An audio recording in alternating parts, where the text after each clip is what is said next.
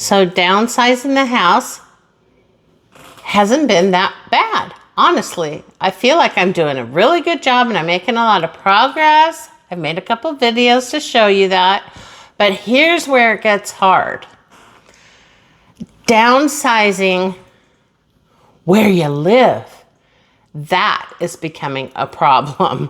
We talked about the cottage dream life, and that is always hanging up here in my head. I would love to do that, but the more I research it, the more pricey it is, the more obstacles there are with land prep, with sewer, septic, water well, whatever. It's expensive. You guys brought a lot of stuff to my attention, and I did my research, and it's not looking great.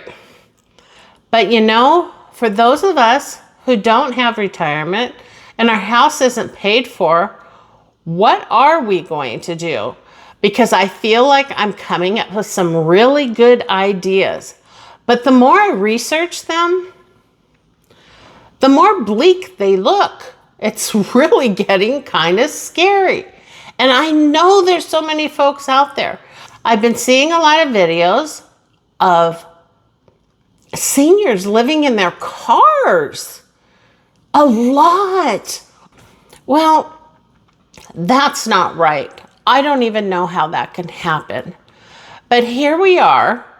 So I am a pretty creative person. And I feel like I can find a livable solution. But I'm running into roadblocks, which means everybody else is too. So we've looked at the cottage home idea, and you know, it's still on my vision board. I am not getting rid of that. But I also kind of broke down. I said I wasn't going to consider manufactured homes anymore because of the lot rent. Well, I started reconsidering that. So I started thinking, just pay off your manufactured home. You know, you'll deal with the lot rent. It'll increase. It'll continue to increase. And you'll just have to find a way to deal with that. You know, increase your income as it increases. That's what I'm thinking, okay? Because these corporations, they bought up all these little communities. They are merciless. I don't know what that word is. They don't have mercy for us.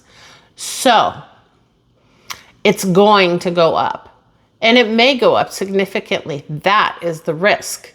So I pay it off, and I lose it when I'm 80 because I'm priced out of the lot rent. That's real. That could happen, and it probably will happen for a lot of people. It's happening now, which is why those manufactured homes are so cheap. You can pick one up for under $100,000 easily. So I saw a few online, and I thought, these aren't bad, you know. They had a covered porch. They had a carport that I could turn into patio space, do my thing, you know. I'm looking at them thinking, I can make this doable. I can make this cute. I can live here, no problem.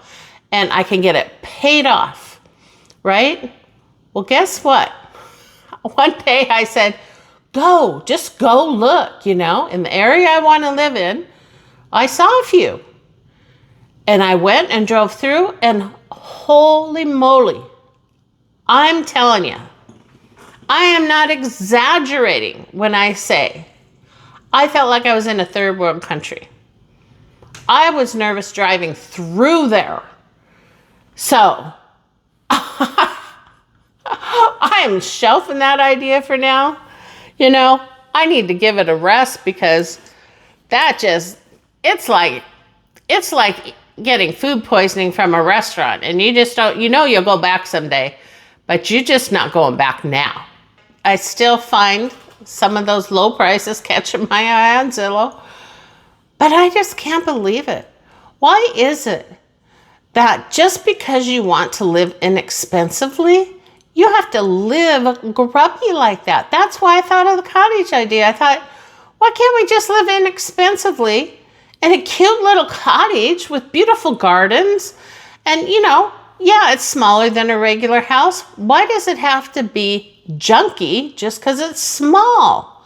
Well, I know you can get nicer neighborhoods and manufactured housing, but then again, your lot rents go up and the actual manufactured home goes up in price too, and I wouldn't be able to pay it off. So I see some like in the 300,000 range. Those are the nice neighborhoods, and their lot rents are higher too. They're already creeping way up. So then you've got the lot rent and you have to pay off almost as much as a house. So that doesn't make any sense for me at all. But the ones that are affordable where you can just pay them off, I'm not seeing it. Unless I develop my own community, I'm not seeing it. So I actually thought about having chat do a search to see if there's any of those communities that are for sale that are empty and vacant. You never know. You never know. Anyhow, so that's those two options. Tiny home. Tiny home living is a big trend, and a lot of people are doing it. They look very happy.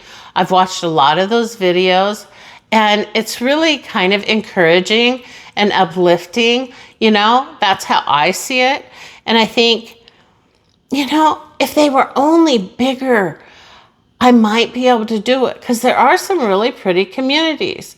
They're not the same as the cottage community, the, you know, Thomas Kincaid style community, but they're good. They're good enough. You know, I can fix up my little space and I don't have to worry about all this junkiness around me, right? But here's the problem. The problem is, of course, the lot rents again. They're going to continue to increase. And a tiny home, to be considered a tiny home, it has to be like under 400 square feet. I'm just, honestly, I don't know that I can do that. What would I do all day in my retirement? You know, I don't travel. So what would I do? Well, cook, I guess, here and there. But really all you could do in there is cook, sleep, and watch TV. And that's not me. That is not me. So I feel like all creativity would be lost and I would be trapped in this little box.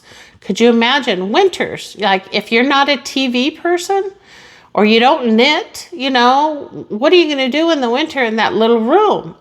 I just don't, I'm not seeing it. I can't, they're very cute and they're my style for sure, but they're just too small.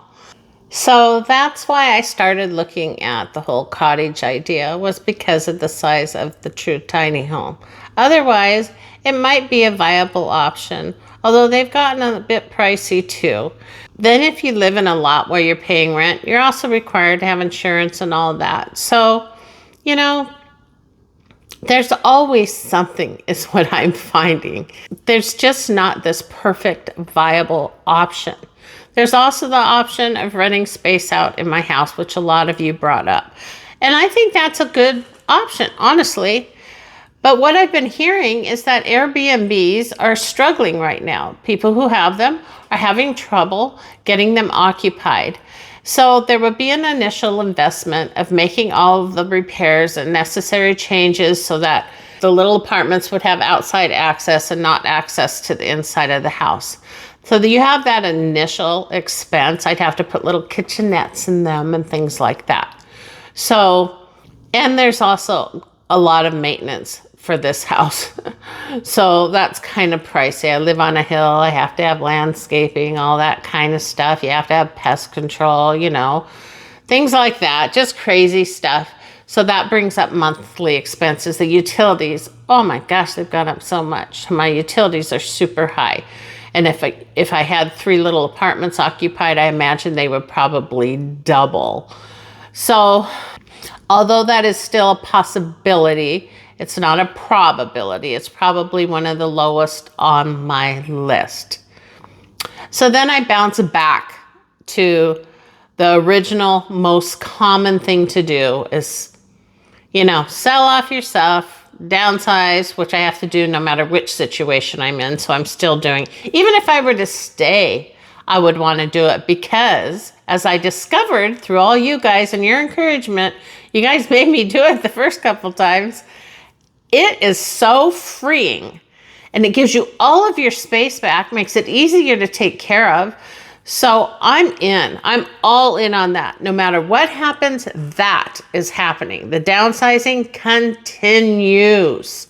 Okay. So I may end up in a manufactured home. I may end up in a tiny home. I may end up in a cozy cottage. That would be the best option. I may end up in an apartment, or I may stay and Airbnb it, which is doubtful. So here we go. I'm continuing on, and I wish I would have, of course, saved for retirement more, like so many of us who approach this age do. But I was a single mom, so I was trying to make the best life for them, not for me. I wasn't even thinking about it until my last one graduated from high school a couple years ago. And then it hit me. And then I turned 60 and looked in the mirror and went, oh no, there's a problem here. Okay. So yeah, I know. I wish there would have been a better option, but my work didn't even have retirement. I've been in the same position for, gosh, I've been at this job for 9 years. So about 20 years I've been in the same position. There was no 401ks. There was no retirement. 401ks, I don't know how many people does that anyways, because you have to take that money out of your paycheck to fund it. Well, I don't know how you do that, right? I guess it's possible over 20 or 30 years, but I didn't even get a 401k until a couple years ago. So that wasn't an option for me. Anyhow, at the time, football, ballet, all those things were more important. So here I am. It's not the end of the world. I'll figure it out. But the options are bleak. Yeah. What are people going to do? I don't know, because I'm not the only one. For sure, I'm not the only one. As pensions have run out. Wow. Okay. Yeah. Anyhow, that's my excuse, and I'm sticking to it. It's a pretty good excuse, actually. So if you have any ideas, if I've missed something, if there's something out there that I have not thought of, my ears are open. I'm willing to listen. I'm willing to learn. So come at me. Let me know, okay? All right. Signing off.